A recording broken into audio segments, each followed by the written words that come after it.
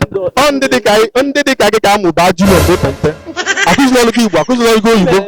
Ịbịa zetọnite isi ya na Igbo ezuru ezu ngwa. Ịya ana. Subakwa Igbo ọnụ. Subakwa Igbo. Diọkpa subakwa Igbo. Na-ekele m gị. Ndewo. Afa m bụ Ọlụ Ebube. Gịnị bụ afa gị? Afa m bụ Kindness. Afọ Igbo gị. Awụbụ onye Igbo bụta amụrụ m Igbo.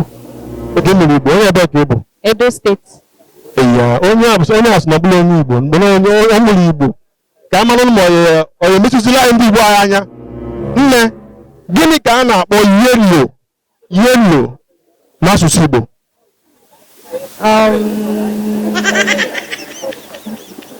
Amaghịkwa m ka.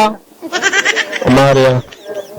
Gịnị ka a na-akpọ perfume n'asụsụ Igbo?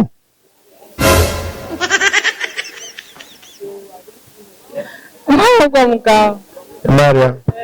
Wadalụ ịgba mbọ. Gịnị ka a na-akpọ convince n'asụsụ Igbo? To convince person, that convince. Convince bụ ịbụgharị mmadụ uche.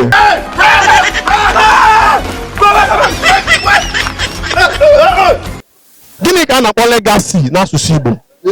Legacy. Ihe eriri redio eji n'aka. Ịsatị ya. Legacy asụsụ Igbo. Ihe na-akpọ legacy bụ na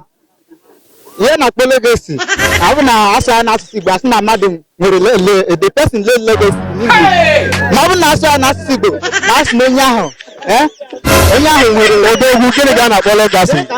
ihe na-akpọ legacy bụ mmadụ ile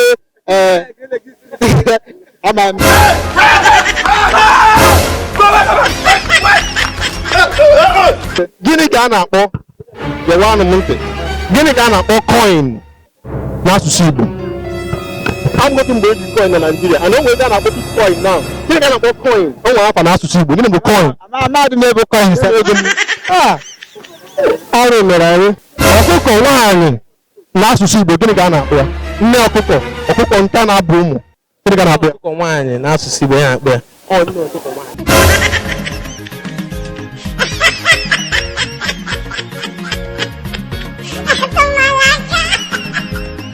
Nwanne subakwa Igbo ọnụ.